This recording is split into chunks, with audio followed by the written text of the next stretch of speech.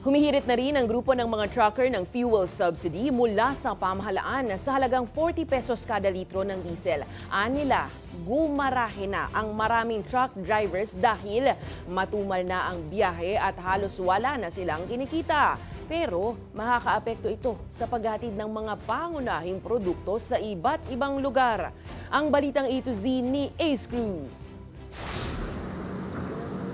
Ramdam na ng ilang truck drivers ang pagtumal ng kanilang biyahe, bunsod ng mga nagdaang mega oil price hike. Sa linggo, dalawa, tatlo lang. Kaya kami. Dahil bawas ang arawang pasada, bawas din ang kanilang kita. Sa dati, ngayon kasi taas ng diesel eh. Medyo nawala yung mga 20% ganyan.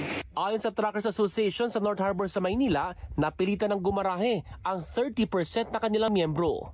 Yung iba nagta-tricycle. Yung iba naghahanap ng ibang masasampahan truck sa ibang tracking kasi before magkaroon ng ganitong problema, talagang kahit saan tracking outfit may nakalagay na hiring. May shortage tayo ng driver. Ngayon, ang dami nakaparadang driver. Mula sa karaniwang 3,000 pesos na gasto sa diesel kada araw, naging triple na ito. Hindi ka makakasurvive, not even break even.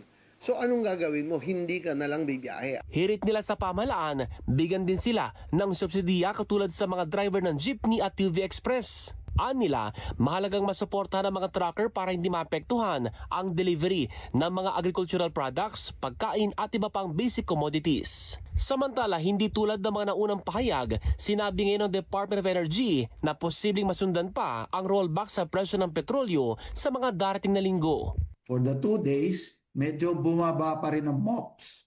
So even with yung pronouncement ni President Trump na nag-station siya ng mga barko de guerra nila dun sa opening ng Strait of Hormuz, apparently yung market is not pricing that in.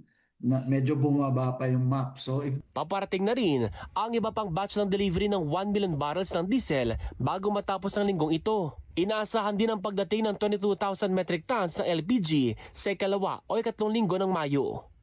Para sa Balitang A to Z, Ace Cruz.